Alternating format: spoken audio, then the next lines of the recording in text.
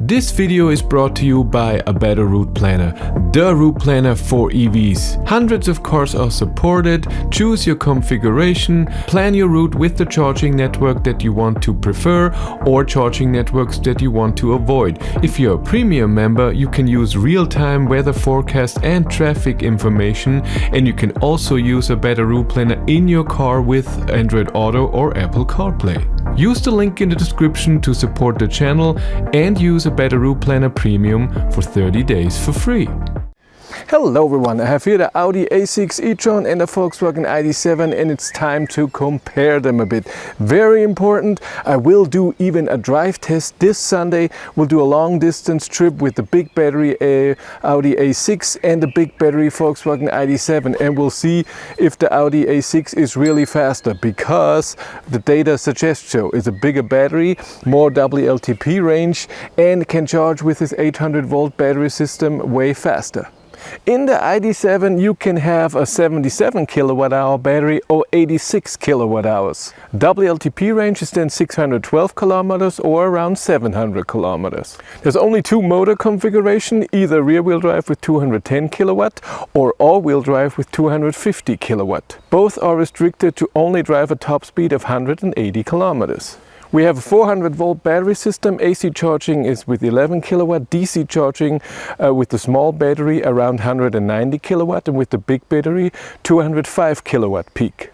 10 to 80% in both batteries is around 25 minutes. For the Audi A6 e-tron we have a bit more option. We have two battery sizes, 75 kilowatt hours or 95 kilowatt hours. And when it comes to motors, in the small battery we get a 210 peak 240 kilowatt motor.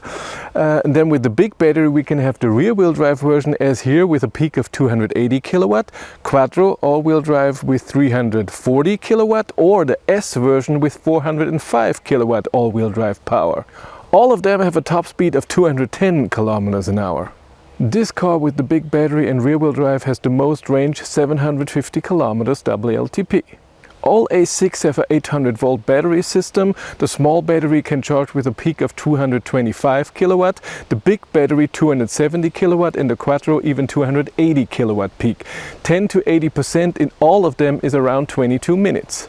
AC we have 11 kilowatt. The key of the Volkswagen ID.7, and it has the easy entry option where when you get close to the car unlocks, and of course you have gesture control where the trunk opens. This is the key of the Audi. We also have easy entry, but doesn't unlock when you get close to the car. It unlocks automatically when you then open it, and you don't notice it. There's no, oh my god, it has to open and then has to unlock and then you can open. It does it really well. The trunk is enormous. We have a second floor, and underneath here even a third floor. And when you don't have the subwoofer, the third floor is also big. We do not have a frunk. The trunk only has the close the trunk button. The trunk is enormous. We have a second floor down here. We have a button to not just close the trunk, also to lock it. And of course we have gesture control, and at night there's even a light that you can see where the gesture control is. And the A6 has a frunk, which has an okay size. You can put your charging cable in there. And there's only one charge port, and when you want to charge DC you have this little flappy thing that you can put here on the side, and it's pretty annoying to put it in without the cable being in the way. The ID.7 only has two buttons for the window control. If you want to do the rear ones you have to press this button extra. Light adjustment is here. All your seat options are on the seat, so you adjust it here, your memory seats and your massage function. In the door of the Audi we have a gigantic thing with your memory seats, your mirror adjustment and the light control, and we have 4 buttons for each window. For the electric seats we have the adjustment here, and this button, if you have massage function, you press and then you get to the massage window in the infotainment system. On the rear seats I have enough space, a lot of legroom, but only a tiny bit of headroom. We only have air vents here in the middle, and we can have seat heating on the outer seats. On the rear seats we have a bit less legroom and we have no headroom at all. I'm touching the roof here. We have air vents in the middle, but also here in the door, and of course also the seat heating on the outer seats. On the front seats you have a lot of headroom, which is amazing. The steering wheel is adjusted manually. Seating position is pretty nice to drive and you can see very well.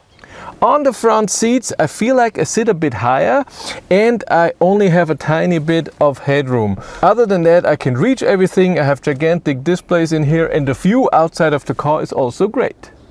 How do you interact with the Id.7? Your cruise control is on the steering wheel, so you have your adjustments and everything for this. So this side is just for cruise control and underneath there's volume. And here we have steering wheel heater. You can change the view of the head-up display, voice command, and then next previous song. Your wiper control is on the indicator stock with just a button on the side to wipe once and then adjustment here. And you only have 2 sensitivity settings for your rain sensor.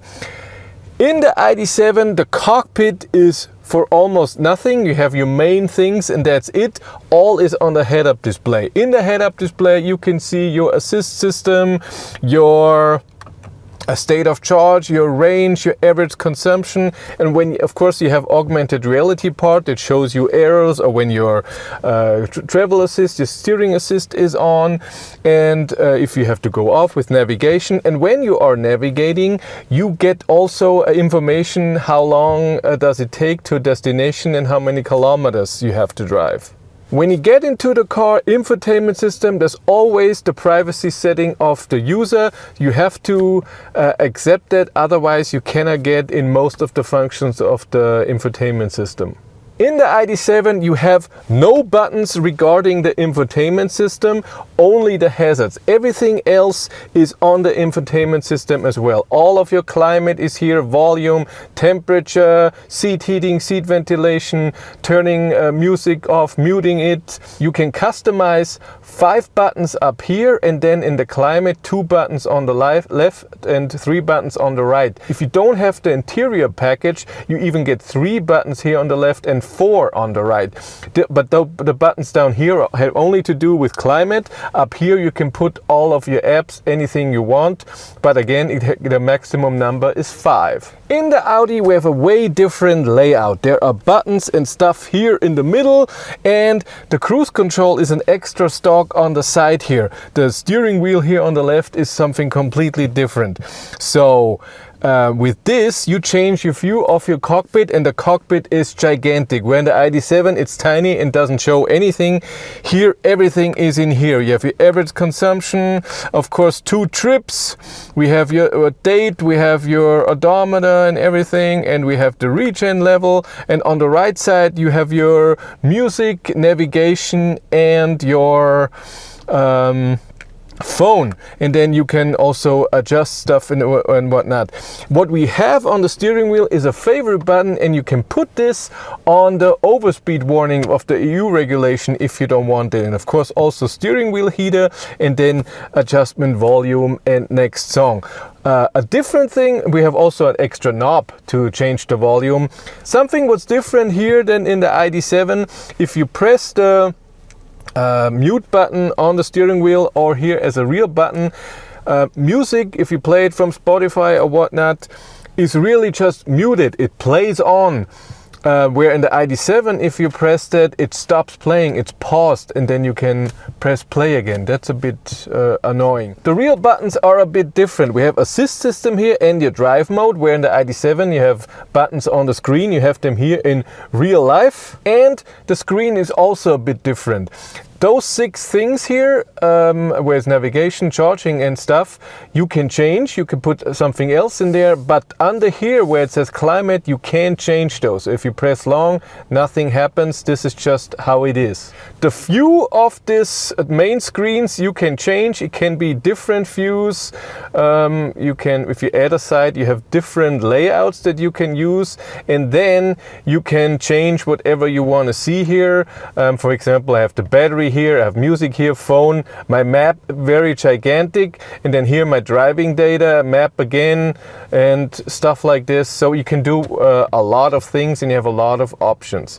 Assist system, something important when you want to drive and you don't want all the assist system on. There is no shortcut anywhere on or favorite button or anything on the steering wheel, everything. You have to go into assist, but the easy thing is if you are in the list view, the first two are the lane assist and the overspeed warning.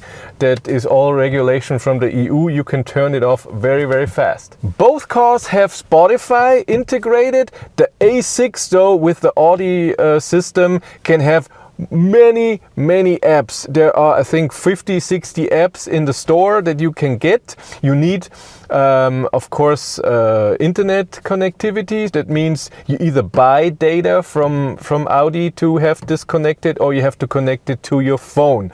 But you have way more apps, and Spotify is one of them. In the ID.7 you have way less apps, almost none, and Spotify is at least one of them, but the data for Spotify is paid by Volkswagen with your contract if you're using the app and everything. The assist systems, I have a real button that I press here, and automatically the first page are 5 favorites that I can put in whatever I want. So I can go through all of my assist system things, and something that I want to change fast, I can put it a star, and then it does it. The only thing that's a bit annoying is when you want to turn off the lane assist, you have to confirm it as well. The layout you can also change. You can change what you can see, and then on the second page also, if you press long, you can change the stuff that you can see. But it's a bit less than in the ID.7. In the ID.7 I can do a bit more, and I can see a bit more in the infotainment system. Here in the A6 it's more about the cockpit. The head-up display of the A6 is pretty good. It's nice that you can turn it off on the steering wheel if this is important to you. I don't have a lot of data. I have my speed. I get my errors when I have to go somewhere. It doesn't show me how far it is to the next destination. This is all in the cockpit. That's why it doesn't need to be in the head-up display. It looks great. I see a few animations if a speed limit change is and stuff like this. It looks good, but it's less information. In the A6 e-tron, if I navigate to somewhere, it tells me right away on the top, you arrive at this time at so many kilometers and you arrive with this state of charge. In the ID.7 you have to press on an extra button to see, and then you see a battery symbol with how much state of charge you arrive. You have to press that again to see a number. That's a bit annoying. In the charging menu there's something nice, the optimize view. Here you can see with how much power you can charge at the moment. You can preheat the battery with a button, or when you navigate to a charger it does it automatically. And when you do that, it tells you that it takes 25 minutes and then you could charge with 67 kilowatt. In the A6 I see my battery temperature, but I don't have a manual button to preheat the battery. When I navigate to a charger it does it, but it doesn't tell me. I don't see anywhere, hey, I'm preheating the battery now for better charging. I don't see it. It just does it. There's nowhere where I would know it would do that. And it also doesn't have a button to stop charging. At the charge port you can do that. In the Audi A6 I have 2 charge ports. On the right I have only an AC connector. On the left side I have AC and DC, which is pretty cool. The gear selector is here on the steering wheel. There's nothing here in the middle. This is all for storage and your phone and cup holders and I don't know what you want to do here. And when you put it into gear, you are first only in D.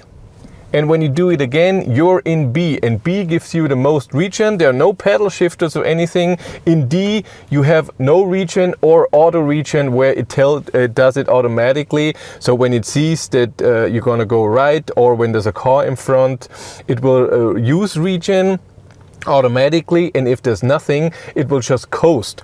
And in B is the strongest regen, like I said. And if you go into reverse and then go back forward, it's still in B. You don't have to do that again. The backup camera and 360-degree camera are okay, but not really amazing, especially in the dark. When it comes to driving, when you put the car into gear, you have then D, and with pedal shifters you can select your regen. Why am I not in hold? And then it's 3 steps. can be full, 1 or 0, and you also have automatic regenerative braking. And when you put it into B, you then have full regen, and it's one pedal driving, and it brings you to a standstill. The only annoying part is if you go into reverse, and then you see the beautiful backup camera, it looks amazing. And then you go back forward, you're again in D, and you have to press again to get in B every time. If you are in B, the regen is not extremely strong. It's okay, there's no one pedal drive, it doesn't bring you to a standstill. The regen in B is extremely strong, it's really amazing. You can adjust it very, very well. Feels awesome. The brake feel in this car is way better in the ID.7. It's a bit more sensitive, but that's great. I want to know that I can brake at any time with very strong force. In the ID.7 you have to press pretty hard. Also, the accelerator pedal in the A6 is less sensitive. In the ID.7, when you press a bit, you can get a lot of power right away, and here you have to press a bit more until the power comes in, so it's a bit more comfortable. The power with 210 kilowatt is okay, and when you floor it from a standstill, you get a good acceleration feel. It's not incredible power, it's 6.5 seconds from 0 to 100 kilometers an hour. The driving overall is very, very comfortable. It's very stable. The steering is not too light, not too hard. It reacts very nicely. The power reacts very nicely. It's very quiet in here. The suspension is great. There's no air suspension or anything. It doesn't exist for the ID.7, but it's still very comfortable. Sound system, I have the premium sound system in here, is really good. Sounds great. It's not extreme bass, but it's totally fine. It is very stable even at the top speed of 180 kilometers an hour. The regen is the only thing that's not very powerful and a bit weak. The car is amazingly comfortable, very, very quiet, very stable until you drive really fast. So above 180 kilometers, I don't find it that stable anymore, and it's not that amazing. I'm pretty sure though, if you get the S version, and you get a bit of a different suspension where even at higher speeds it feels better. I have seen that in the Audi Q6 against the SQ6. When it comes to power, the acceleration as a number is really great, but as a feeling it's really weak. It's really weird. So it doesn't come in when you floor it, it doesn't come in very strong. It's okay. But the number shows a great number with acceleration, and but when I floor it, it doesn't feel any more powerful than the ID.7, maybe even less. So when it comes to acceleration and using the power, this car is very boring. Of course, this is completely different if you get the Quattro or the S version with 405 kilowatt. The climate in here is a bit different because the air vents go automatically, so you can only change them in here in the screen. You cannot change them by hand. You have to go into climate and then move it around.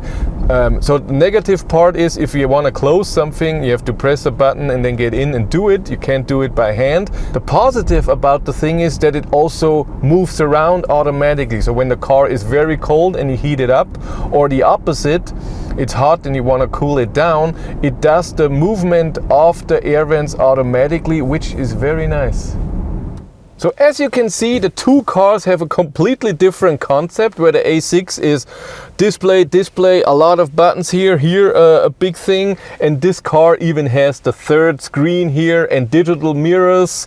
It's a lot. Where the ID.7 is no buttons, one screen, head-up display, the main cockpit is for nothing, and that's it.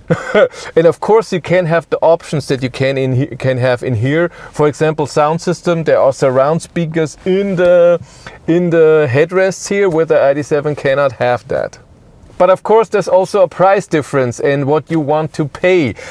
When it comes to driving, I don't see a big advantage of the Audi A6. For me, it's even a bit of a downside, so you have to get a bit more powerful car for my taste. When it comes to options, the A6 is of course better, has a lot more things. The 800 volt system is amazing, and the charging, and it's still very efficient for what it is. That's so for on a long distance trip, this is just amazing. The Id.7 is just a bit more, less options, but it's still great, and for the price it offers an amazing drive. I find it very comfortable and quiet. 250 kilowatt is the peak, so it's not an extremely sporty car with the GTX, but that's just what you can get. If you want to follow me on Instagram, BatteryLife1, and if you want to support the channel, there's a Patreon link in the description below, and here on YouTube there's also channel membership. And if you want to know what's happening behind the scenes, I have a third YouTube channel, Behind the Battery. But that's it for me. Thank you much for watching, have a great day and take care. Bye.